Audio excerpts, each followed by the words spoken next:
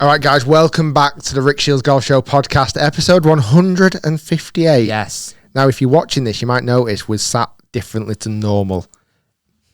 We're side by side. The guys on my left and I'm on the right.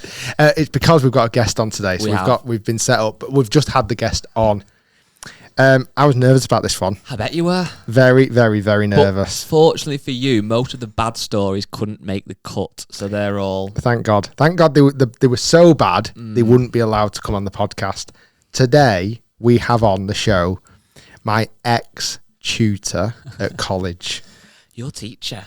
My teacher, Rick Daniels. Mr. Daniels is on. He's my favourite Rick now. You're like an all right Rick. He's like the Don of all Ricks. He is. Listen. When I grow up, I'd be Rick, not this Rick. So, but I've probably said it on the podcast before. When I was 16 to 18, I went to a college called Myerscough College to do golf studies.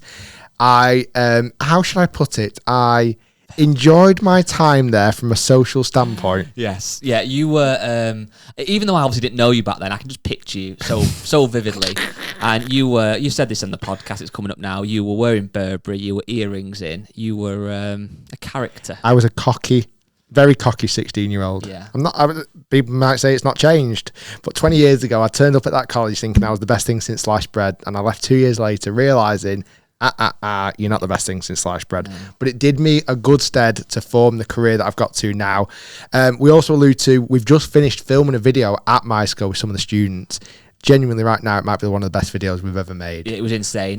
This podcast actually, though, it was very, very good. It was one of my favourites done in a long time. It was a nice balance. It was funny in parts, but there was actually a lot of really good learnings. I think a lot of people who listen to this or watch this want to work in golf. And why would you not? You know, if you're a golf fan, which you probably are if you're watching this or listening to this, working in golf is one of the best things you can do. And there's a lot of advice that no matter how old you are, if you're 16, if you're 55, there's a lot of jobs out there. And hopefully this episode might give you some inspiration and help you out. Yeah, so Rick's led the golf. He's basically head of golf at Myerscough for 22 years. He was a student there. He's a PGA golf professional, similar to myself. He's had 800 students through the doors at Myerscough. So there's some really characters, and he'll tell some stories around that as well. Some successes. Yes. He actually alluded to that I was a success. Yeah, I didn't fully believe his nose started growing as he said but he's still here, he's off camera, and as it stands, he's currently the head of golf in this room as well. So he is. He's best Rick, man. Best head of golf. Yes, he is. But different podcast this week. We will be kind of back to normal next week. So if you've got any emails you want to send in off the back of this podcast, or just generic questions or thoughts or feelings, let us know. It's podcast@rickshiels.com. We have also going to be in next week's podcast going to be talking about a range night we're going to do in St Andrews, which is actually happening tonight. As you're watching this, range night tonight at St Andrews. So sorry if you missed out on tickets, but there was only a very, very selected amount, and they went on free sale last week, and they sold out within about 3 minutes. We'll do more range nights. The video will be coming from that, but it means we get to go to our favourite place in the world, St Andrews. And you're going to give away lots of dollar potentially. I know. I think that's why people now, with the tickets for range night sold out, I'll say sold out, they were free, but they sold out, they went within minutes. I think that's now because people know you go with a lot of cash and there's challenges that are achievable. Yes. Maybe business strategy will start charging for tickets. So this might be the last free one. It's not a very good business model, is it really? We go to a driving range, people don't pay to come. We hire the driving range, yeah. So anyway, it's in partnership with Top Tracer. Obviously, I'm a global ambassador for Top Tracer, one of my partners, so it's going to be a really good video. Stay tuned for that. And it also means we're spending 3 days in St Andrews filming some content, which will be drip-fed through December. You're going to be doing some break 75s. I might be bringing the golf clubs out of retirement. Yeah. There's naughty golf clubs. Right, without further ado, sit back, relax, and enjoy... the real Rick, the best Rick. The real Rick. I want everyone to comment below if you're watching this. # we love the real Rick. That's it. Done. And he'll tell you a little bit about what he remembers of me as a 16-year-old kid. Come here, I want to speak to Rick. So, Rick, this is slightly bizarre for me, I'm not going to lie to you. Because as a 16-year-old, it's 20 years ago from now, I walked up to a college in Preston called Myerscough College. Mm-hmm. I had a Burberry t-shirt on, okay, Burberry collar, Okay, Burberry trim. Genuine or? Of course it was. Of course it was. Playing off probably about 8 handicap. Nice. Thinking I was the bee's knees. Earring? Earrings. Oh, double. Plural. Wow. Blonde hair, fresh faced. Didn't know what the world was going to bring me. Okay. And I went to my school college and I was presented probably my first ever class with Rick Daniels, Mr. Daniels. We didn't actually call you Mr. Daniels, but Rick Daniels as my tutor. Yeah, it's been 20 years. Yeah. I started in 20 years. I think I look better after 20 years. Yeah, I think you do. I don't feel like you've aged one bit I in just that go time grey. frame. I've had the same haircut for 40 years. I'm 48 years old. I don't think anything's changed apart from I've got a bit greyer. That's crazy. So we've obviously introed this podcast as you being my old tutor. Okay. I was there for 2 years. Mm-hmm. You've been there for how long? I'm entering my 22nd year. Wow. As a member of the teaching staff. I was a student there myself for 3 years as well on the degree programme. So I've spent more than half my life at Royal Maesco. That's crazy. Now, today, we're actually coming off the back of a video we've just shot there today, right now, which will be coming out in a few weeks. I want to touch on that first, even though we don't want to give too much away. Honestly, right now, I think that's going to be one of my favourite videos we've ever made. 100%. I don't want to give it too much away, but we went back to my old school, my old college, and we challenged 20 of the students there to a competition for some wonga. Some big wonga, to be fair. Certainly for was amazing. youngsters of those. Was it 18 to 21, the mixture of ages? Yeah, they're all the degree students, 18 plus. So we had to tick that box to make sure we were okay there from amateur status rules as well. So there was 5 challenges and very simple challenges, but it was an elimination until we got down to a final 2 until one of the golfers was crowned. I can honestly say, I don't think we've ever filmed a video with actually that much tension. I could feel the tension. You could cut it with a 3-iron. Yeah, I think we've never used so many cameras. We've never used so many people. We've never had to rent a crowd. Yeah, we brought a special crowd in that were there with the quiet signs and the special boards that we had put up, and they did a good job, really. They did really good. Were you proud of your students? Yeah, I think they did well. They were looking forward to it. Obviously, they're excited because thankfully you've been in to do a Q&A with them with a couple of weeks before, which I know you've alluded to already. So they got a bit of a feel for it, and then they knew what was coming. Obviously, the challenges changed slightly for the better, and I think the video is going to be great. Obviously, we were stuck a little bit with the weather, weren't we? But the way it went, and as you said, over the tension, we should have put them all on heart rate monitors from the beginning, shouldn't we? I'm not sure how I would have fared in that situation. We won't, again, without giving it away, the last few golfers that got through to the final stages, they were playing for big money, and they were so cool, calm and collected. You've either got some very, very good golf coaches there, or they're just the most It's all down to the coaching guy, obviously, and the staff. But they did really well. I think when people get to see the video, I'm sure they'll be encapsulated by it, and it was great fun, and thank you for the opportunity. No worries. It was good to give back. With you, obviously, now in your role there at Maesco, we were just discussing this off air. What's your actual title? It's kind of course leader. Well, what do you think my title is? Head of golf. The boss. I need to send that to my boss. I just think head of golf. When I think of Maesco, and I'm sure there'll be ex-pupils, ex-students listening to this, they will only know you from Maesco. It's very kind. And there's been other tutors, there's been other coaches there, but certainly from considering you started 22 years ago, how that time frame has changed. I'd love to dive that into a bit today. I want to give you the opportunity to tell people listening, what is Maesco College? Because even now, if I've said to people, I went to golf college when I was 16, certainly here in the UK, it's very unheard of. Absolutely. Yeah. They look at me and go, what? Well, golf college? I still, even though I've been the last couple of days and it's opened my eyes somewhat, I still don't fully understand it. And I want to hear your explanation of it, because I imagine if you're young and you like golf, it must be heaven.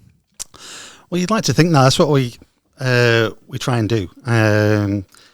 We're the oldest running academic golf programme in the world. We've been going since 1994 in terms of the degree programs that we offer and some of the FE program. FE is 16 to 18 for those that don't know. So you can come at 16 years old or you can come at 18 years old to do various courses. Just a quick one, what's FE? Further education it's Okay. called. So it's what you choose to do after GCSEs. Yeah. So there's FE and HE, further education, higher education. So we've been going since 1994. So Foxy, who you know, was on the first year program of that. And so he is now. I knew him as quite a new tutor when I was there. Yeah. I almost feel like he wasn't in golf.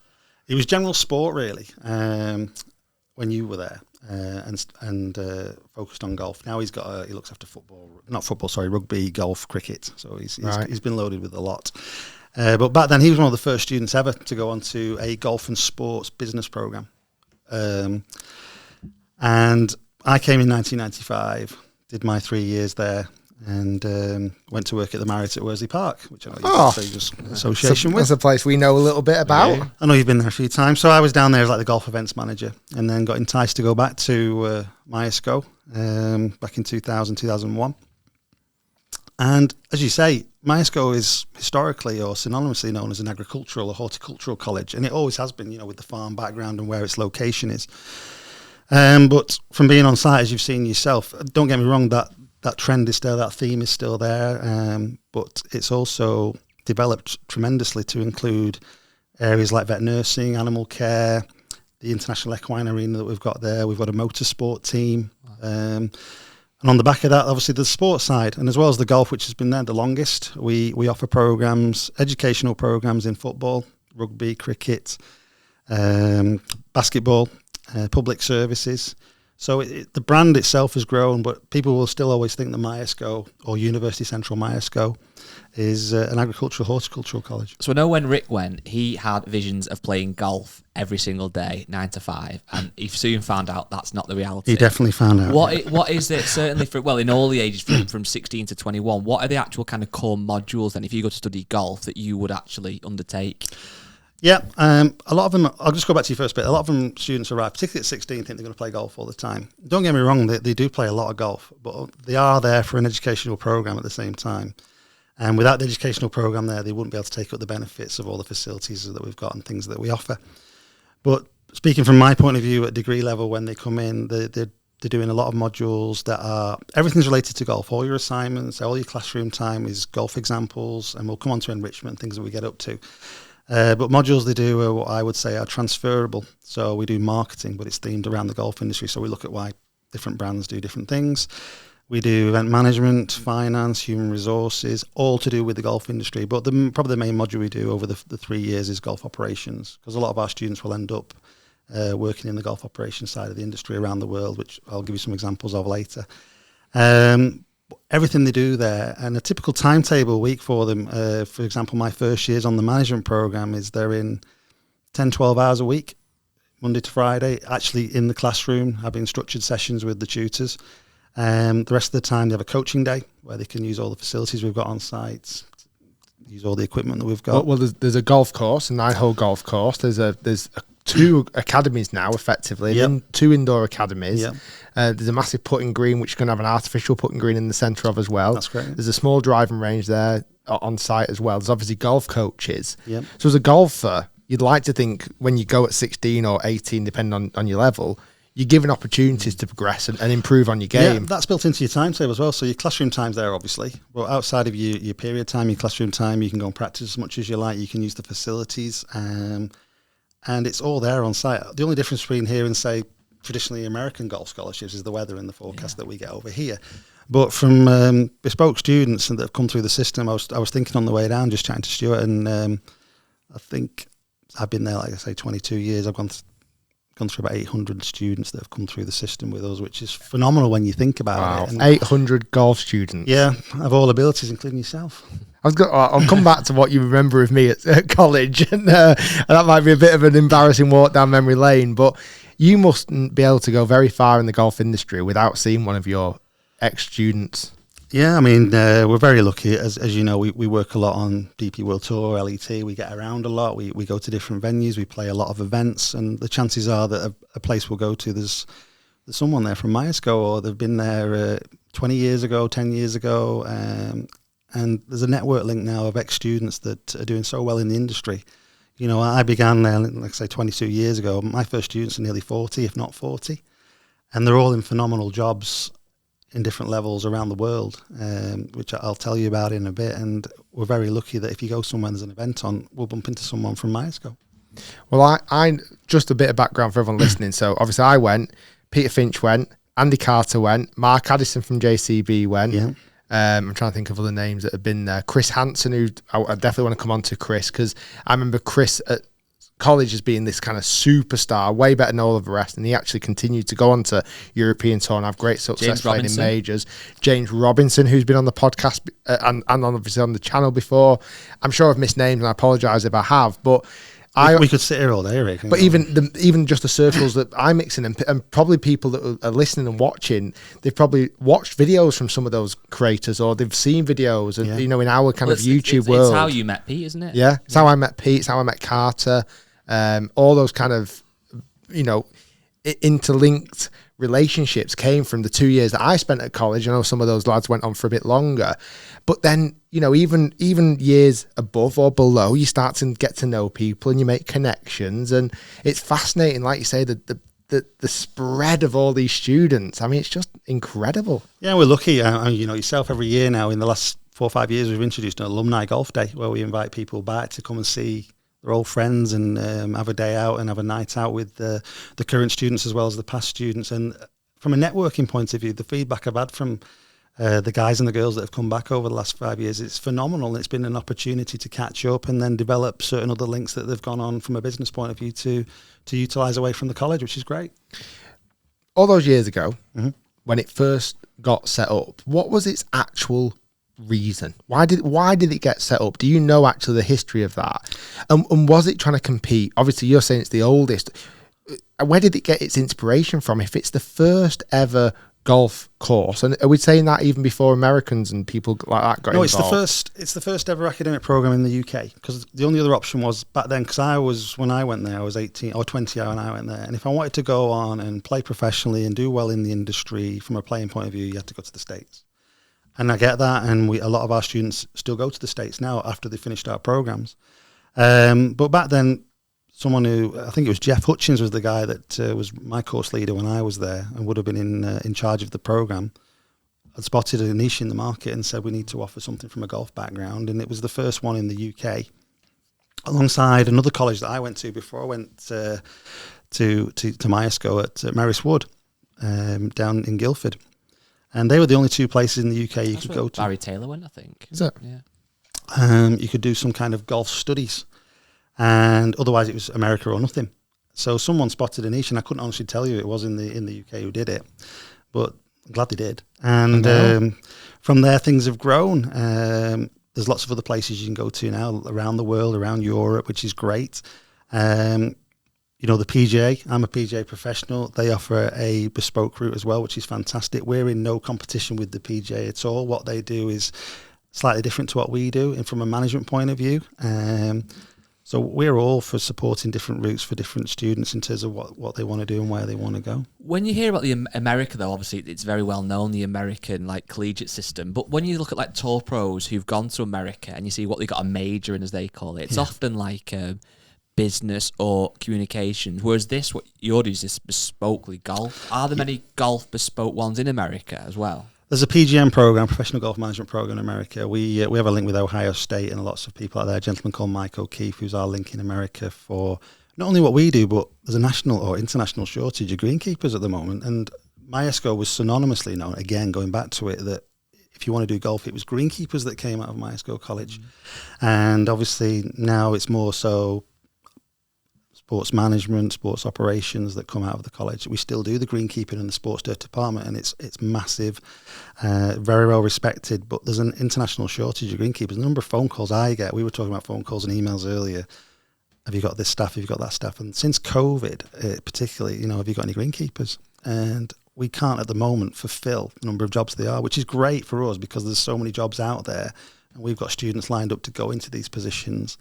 But again, going back to America, if you want to go out there, I had a few friends that went out to the States, to Florida and places like that to do scholarships, and they had to do the major, like you said, but you could do things in like PE as your major or some art, which people might sniff at and go, what are you doing? You're just playing golf all the time, but you still have to do your academics while you're out there.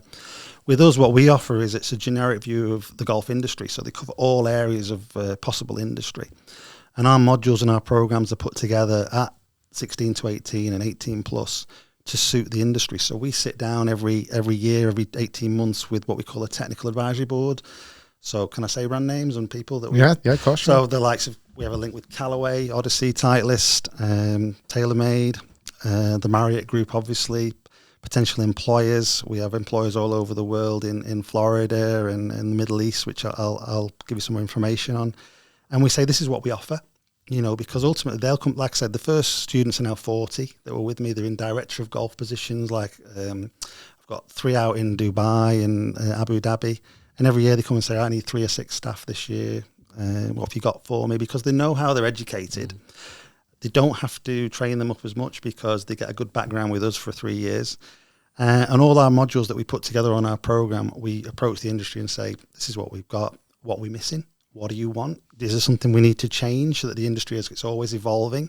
So we go through things called periodic course review, where we bring our courses up to date with what industry require as often as possible to remain relevant and ready for the industry to supply these new graduates to the world.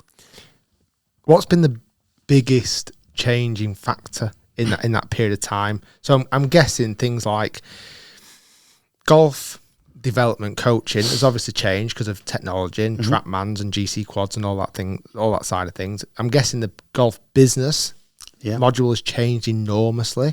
Because I'm guessing a lot of people when they first came, and I would have been one of them at 16, thinking, well, if I'm going to get into golf business, the only real way of doing that is being a head pro.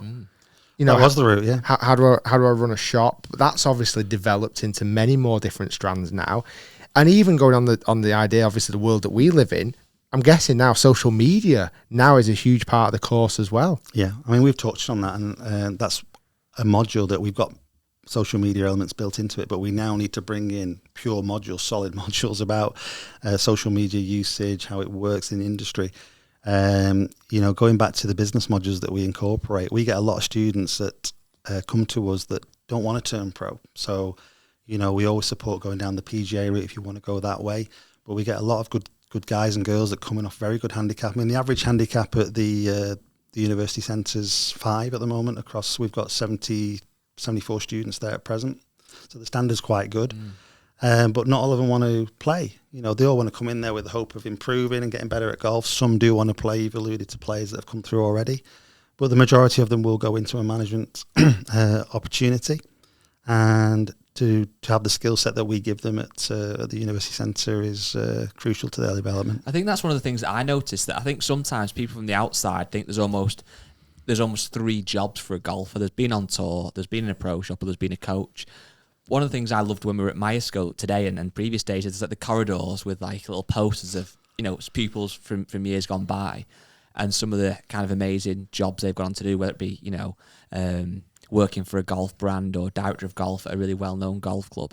I suppose you might get some youngsters who start at 18 thinking, I want to be here to be a player. But quite quickly, their eyes get open to how many amazing careers there are out there. And I bet you get some people who actually almost not put the clubs away, but start to focus more academically because they've got these aspirations that aren't to do with playing. Yeah, absolutely. I think a lot of them come in that want to play, and by no way do we say, no, you've got no chance. But we know how hard it is. But people have done it from our place. They've come in off, you said Chris, and we can talk about Chris, off 3 handicap, which is a great handicapper that's a good player. But to get the difference between being a 3 handicapper and making it onto playing on the DP World Tour as it is now, it's phenomenal, and it's extremely difficult. We can look at the stats of how many people make it, but we've had people come through the system to do that. But like I say, you've been down our Hall of Fame, so we've got lots of students that are in position. Andy Carter's on the wall. We haven't got you up. I know. You refuse to fill the paperwork. No. Can I make a video instead? Yeah. Well, doesn't sound like Rick. I think we've done that. And as you've seen, we've got people all over the world. You said Mark Addison at JCB. We've got guys and girls running their own golf clubs in the Middle East. Every year we send between 8 and 12 students to work in a place called Frenchman's Creek in West Palm Beach, Florida. And they can't go unless they've got these management skills, but predominantly they must have their degree program now in place. A lot of jobs are asking for a BA Honours or a BSc, even to the point where the PGA have now developed their own top-up program or to make their qualification into a BA program. It's very interesting because I remember going at 16, and I remember going to a careers advisor at the age of 14, let's say, at school, and they were like, Rick, what is it you want to do? And at the time, I was just in love with golf, and I'll be honest, I didn't really know what I wanted to do in my life. I didn't really know what career path. I just knew I loved golf. And I think I might have even said I want to be a golfer, and probably got laughed at. And, and I remember from that period of time between 14 and 16, starting to look at, well, what do I do with my life? Like, what do I do? Do I go to college and do what my mates are doing? And kind of, they don't really know what they want to do in life as well. Go and do whether it's a business, A-levels or something else. And then my school came up on the cards, and for me, location-wise, it was only an hour down the road up in Preston, and it was like, what? There's a golf college with other golfers, and you can, like I say, I definitely went with this idea that I'd be playing golf all the time, and got kind of very aware that wasn't going to be the case. I feel like, you might correct me if I'm wrong, the students now come with a little bit more switched on, that they might not be playing golf. You probably told me when I was 16, but I probably didn't listen. But I feel like they probably come with a bit more understanding of the course at that point.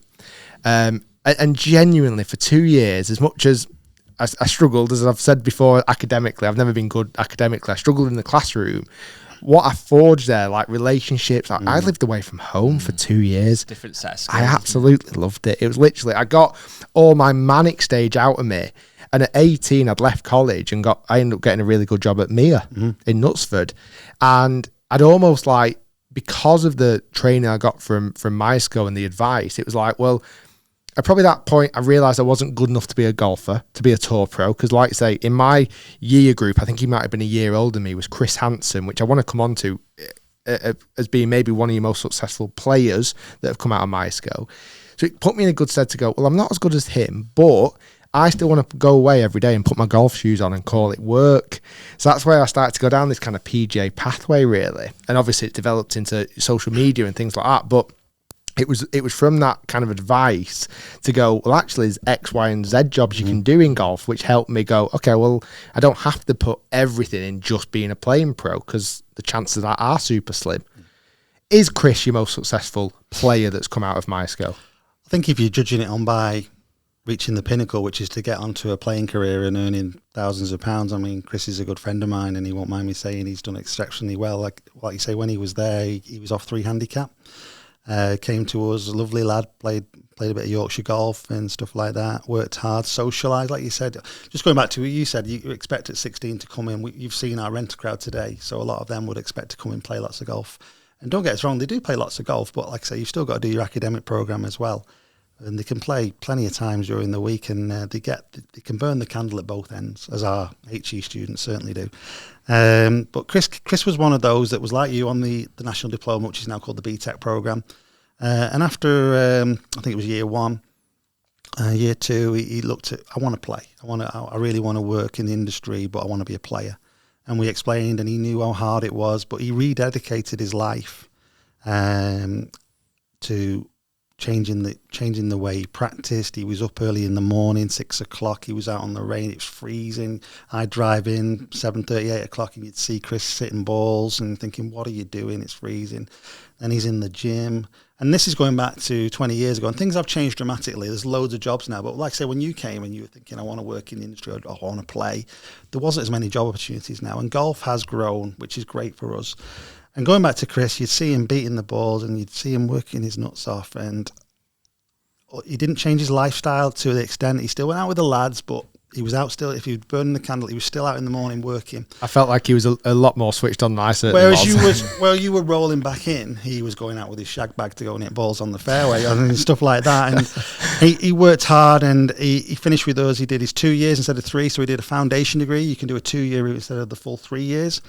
And he kept on playing, did well with the uni teams, did well at the amateur levels at various events, and went through Europro. And in his very first year on Europro, he did extremely well. I think he finished 3rd in his first event that he played in, picked up one of these nice checks. And then a couple of years later, he wins the Order of Merit for the Europro with about 38 grand, something like that, for the year, which was phenomenal. Gets onto Challenge Tour. Through himself, he'll say he struggled a little bit on Challenge Tour, but then kept working his nuts off as he did. That was his mentality. It still is now. And he made his way. He went to tour school. Obviously, we've just had tour school last week.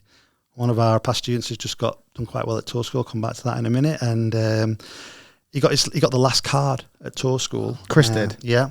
The videos always say he had like a 5-footer. Chris says it's about 2 foot. It wasn't that far, but it looked good on camera. and he gets his card. And for us, we couldn't be more delighted as seeing someone who's come through our system, but he put the work in. We were only part of the system. Everything, all credit to him. You know, to get from where he was 3 handicap to, I think he left us off +3, the old +3, and to get out there to earn a tour card and do well on tour for a good few years. And I think in his best year, he got 450,000 euros, which isn't to be sniffed at. And he comes back, he talks to the students every year, he does sessions with them every year. He's doing extremely well now with his own tour, the 2020 tour and stuff. And he is one that we can look at and say there's others that have come through that have been at the college as well. Tom Murray, Paul Kinnear still doing very well in the local region. And then just alluded to there, we've got Callum Barrow, who's one of Craig's students who was with us for a few years. He's been working with Craig for 8 years, and he was at tour school this year. He's the only amateur to get through into the rounds 5 and 6, so he guaranteed himself a full Challenge Tour card. And I think he finished 40th and got a few starts. I think he's playing in Australia next week in the first DP Tour event. So to go from the classroom to tour is phenomenal, and it takes a lot of effort and work. And that brings me back nicely to you, Rick. So you were there. I'm going to leave now. No, it wasn't that bad. Because people, don't get me wrong, people ask me all the time, and I say, well, it's 20 years ago, but I can remember it. Yeah, you had the earrings, you had like a spiky thing of your hair. I'll have to find a picture somewhere. I've got loads at college. Have you? Yeah. We'll put it in the podcast. Yeah. I'll have to send them in to you, then you can shred them. But like earrings and stuff, and the tour kit we gave you, which wasn't great at the time back then. We've got all pictures of you and Pete and stuff like that. And I always say to Mark, what was Rick like? And I said, he was like any other 16-year-old that came in. You just wanted to, you were living away from home. Because back in 2002, 2003, to live away from home at 16 is difficult. But it was great, wasn't it? It was the best. It was the best. I really loved that, living away from home a bit too much. You meant to be back in your room at 11 o'clock because you're treated as under 18s and stuff. But obviously you're still out in the middle of Preston or whatever in bits and pieces, I'm sure. And, you had a great time. We met lots of nice friends. And you've alluded to it already, with the networking skills of the people you met at college 20 years ago, the likes of Pete and Carter and that lot that are out there doing great. And life skills were formed. Yeah. And look what you've got to. And I always say to these guys, well, how can I be the next Rick Shiels, or how can I be the next Chris Hansen, or things like that? And it's just... Well, if you want to be Chris... Party hard to be Rick. Socialise to be Rick. It was a mad time of 2 years, and it was literally, I don't know, people who have gone to university, not many 16-year-olds get to live away from home. Is it still now? Do they get to do it now? Yeah, they can go in. I agree with you. It is quite young still when you think about it. Yeah, but today's 16-year-olds different to you as 16. At 16 to 18, we'd go and we'd socialise, and it was just... You've got your own bedroom, your own pad. Yeah. You were 20 minutes away from Preston Town Centre. We used to get a taxi into town. We'd go out 3 nights a week. It was dead dirt cheap. The wardens are chasing you around, checking you in, which is... It was like we were at university when we were 16. That must be like, obviously Rick, as you can tell, loved it. But do you get some students who struggle with that because they are just 16 and Absolutely. it hits them? Absolutely. I do think it's difficult. Being there that long and seeing people come through the system, you can see how some love it. Mm-hmm. You can see how some embrace it. And then you also see the ones that do struggle with it. And I understand that. As a parent myself, I would probably want to see my kids going at 18. Knowing what I know, whether that's a bad thing or a good thing for me to say on the microphone here, but at 16 now to be able to go away, the accommodation's phenomenal at the college. It's like ensuite, bedroom, everything there. You've got a shared common room and everything's there. It's a mini market. I know you like the mini market. I did like that. Load of chocolate. The food was good. We've been there 2 or 3 times now in the last few weeks. We've never seen so much potato go out. Any potato sponsors? Guy's the man. Bird's eye. I must admit though, I felt very awkward today after we'd shot the video, and Stuart, who's just off the camera here, Q jumped us. And we got booed by the big scary basketball players. Oh. Yeah, well, to be fair, they were right, but we had to push through. We had to come back to record a podcast. That's what we were saying. Yeah, we did say. With the golf kids, you can do what you want. Really, that's Rick Shiels. With the basketballs, they don't care. No, they don't. What are you doing? It definitely forged. And I say again now, in hindsight, almost once I'd got to 18, I'd almost like, right, that's out my system. I've partied, I've done all that, and that's where I almost then, in my own sense, I think I got a head start on quite a lot of people Back then, definitely. who then continued, because a few more of my friends continued on to doing degrees and spent 2 or 3 more years there. Yeah, nearly killed me those, did you? where I went straight into a job. Yeah. I was very lucky. I got a very, very good job, and I was almost just straight into the world at 18, and I felt ahead of my world. Like, I just felt ahead of my friends, because I was like, I'm working. It just felt... I think as well, that's probably twofold, because not only did you get all the partying out your system, like you've said a number of times off camera as well, there were some guys there whose ability you could tell you weren't going to match, i.e. a Chris Hansen. If you'd have gone to a college down the road and just at home, whatever, and you're still playing at your own golf club, you might have had that big fish in a small pond mentality still. time. But actually, I can still get on tour. But because you've been in the real world with better players, that right, actually playing golf maybe isn't for me. I want to go down the coaching route. I'll tell you a funny story. So probably year 2 or something, I actually bought Chris Hansen's old Mizuno TP11 irons off him. Wow. Okay, blades, like 25 quid for a set of blades. Because they were worn away, and you thought this will look good if I'm using these. You're spot on. So his 8 iron, the centre spot was black. Black, yeah. Like worn out, because What was how yours much like? he'd hit. But I don't know. I don't know if mine were brand new, still in the wrapper.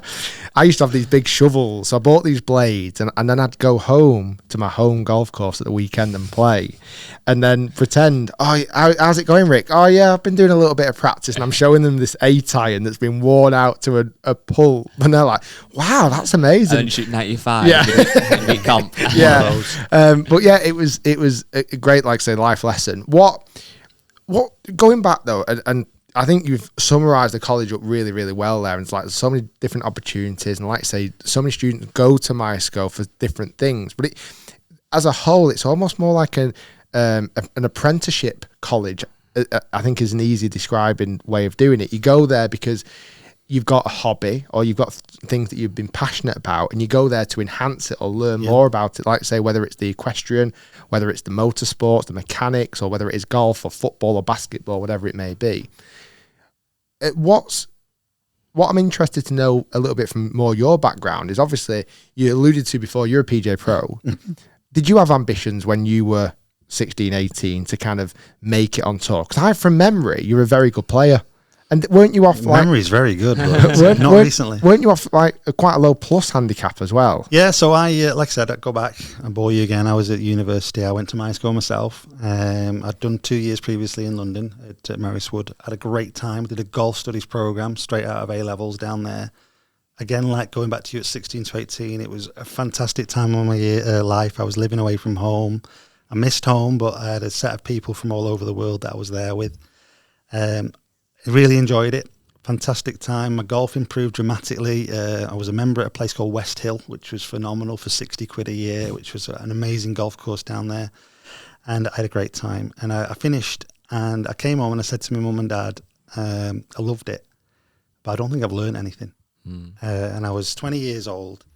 And my handicap had come down to scratch or +1. When I'd gone down there, I was off 1 or 2. And I really enjoyed it, but I thought, I'm not quite ready to... I want to play, but I'm nowhere near good enough. And did you know that because of other students? Yeah, because you hang around with the players and stuff like that. And my mum, by chance, had seen MySco. I knew nothing about MySco. So what year would it have been? 1995, the summer. She said, well, why don't you go here? They're doing a golf management degree. So I said, okay, if you let me, I'll go. You know, it was quite local. It wasn't far. I was originally from Stockport. So travelled, lived in. And I had 2 good years there, really enjoyed it. My golf improved again. Did my top-up degree down the road at Preston campus. You can now do it all on site at MySco, so it's a lot easier. And by the time I'd finished there, I was off +2. I'd represented Great Britain and Ireland in the World Student Games in Switzerland, with Phil Kenyon was in the team, Graham Maley, Steve Cox, who's over at the PJ Tour now, was one of the chief rules referees. That was our team. We flew out to Switzerland, and we were one of the first ever Great Britain teams at the university level to come back with a medal, which was great. So even then, back then, you know, I was a decent player, but I was nowhere near good enough to play. My mum and dad were very supportive and always said, if you wanted to play, we'll support you. But I didn't believe I was good enough, and I didn't want to put any financial constraints on them. And I look back now with hindsight, and I'm glad I didn't, because I love what I do. But after I finished my degree, they said, right, you've got the summer, and then we'll have to find a job. So I was nearly 23 years old then, 22 years old. And I was allowed to play, so I played a full season in the Northern Order of Merit as it is, and national tournaments. Didn't do great at all, played okay. And then the Marriott was opening up at Worsley Park, and it just said golf staff required. So I sent my CV in, didn't apply for any particular job, got interviewed, and 2 weeks later I found out that I've got the job, and I was given the job as the golf events manager. And I worked there for just short of 3 years. And my role was obviously dealing with the corporate days, society days, the membership. And I shared an office with 8 ladies, and they were in charge of the reservations for the hotel and stuff like that. So being the sporty one that I am, obviously, as you know, a lot of the football teams come and stay at the Marriott and things like that. So I was given all the opportunities to do that and develop my skill set there from a business point of view, dealing with the likes of Real Madrid and Juventus, Milan's, and the players that would come and stay, and I'd have to go and look after them, as well as the Premier League stuff. I always remember one year getting a proper bollocking off Phil Thompson when Liverpool came to stay, and it wasn't my fault, but that's where my love for Man City obviously exceeds Liverpool. And a great time. And then, like I say, Myesco were looking for some staff, and I've always fancied teaching. I don't know why, it just was there niggling, and I seen it, and I thought, well, I had a great time when I was at Myesco, and why not go back and teach something that you love? Like you've already alluded to it, golf's a hobby, but to be able to do and work as a hobby, you never work a day in your life, do you? So that's what Stuart will say to me, I'm never working. But to go back there and go back and end up with you as one of my first students, Rick, was fantastic. I mean, you were a year later after I started, and I've been there ever since, and we've developed the programs over the last 20 odd years since I've been there, and I'm just a small cog in a team of 7 of us at the moment that are there. We can't do it without each other. I think the service and the opportunities we provide with what we do is phenomenal for what we are, and like I say, if I could do anything different, I'd move us to like Florida and stuff like that, because we're different to the American scholarships in what they do. They're heavily focused on the performance side. And although we've got that as one of our qualifications, it's more to do with people that come to us. Handicap isn't a prerequisite. You don't have to be +4 to come to Myesco College, University Centre Myesco. It's just an interest in the game. And over the years, we've had people come off 28 handicap, complete beginners that want to study an academic program to get a position in the golf industry, because there's so many job opportunities now. And age isn't a barrier either. So in the last 2 years, we've had, I think Adrian was 55 years old when he started the program with us, and he's just left last year with a first class honours degree. Wow. So we get them as young as 16 and as old as 55. And they come in with an ambition to work in the industry at various levels, and we try and point them in the right direction through the industry links that we've built up with over the last, well, for me, 22 years that I've been there. Wow, that's incredible. So you mentioned a minute ago, you always had this kind of idea of teaching. Was that never coaching as such? Because you have coached at Myesco, obviously, haven't you? You've done your PGA. A little bit, yeah. I mean, I'll let you into see. I didn't do my PGA to coach. When did you do when was that then? Sorry, I'm a bit lost the timeline. Was that? So I started at Myesco 2001, and whilst I was there, a lot of jokes go around that teachers get a lot of holidays. So I'd just like to set that straight, that we don't get student holidays. So when they're off, like my lot finish in start of May, and they don't come back till September, they get like 15, 16 weeks as a degree student for their summer. If I'm lucky, if I get 4 or 5 weeks off in the summer. So we get pro rata holidays. We get around 6 to 7 weeks a year. And when you've got kids like myself, I take my holidays when they're off. But back then, before the kids and everything, and when I turned pro in 2002.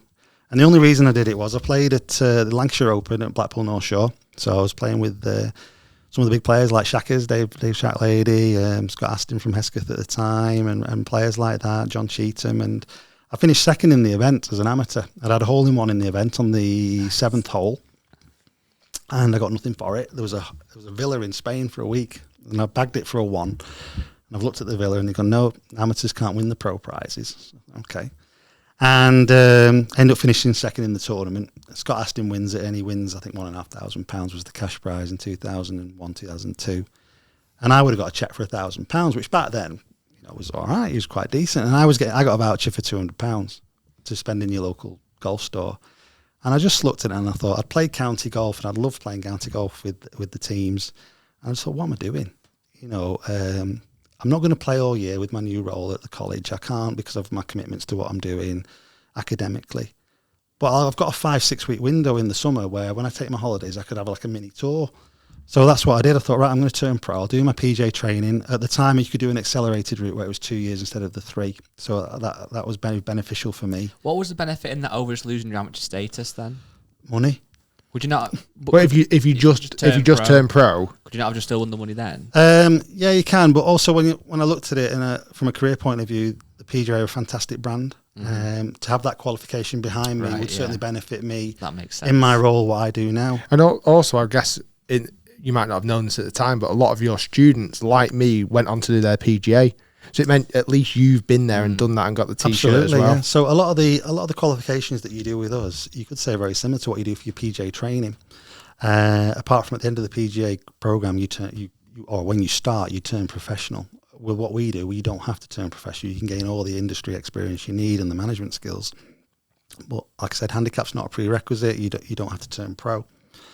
So that 5-6 week window in my summers was an opportunity just to pay my house deposits and things like that and stuff. So pick up a couple of checks. Instead of vouchers, because over the years we're playing with all lads, you pick up your vouchers, which was great. And I know it's changed now. You can actually win money. They put the money in your account now with the way the RNA have changed the system for amateurs.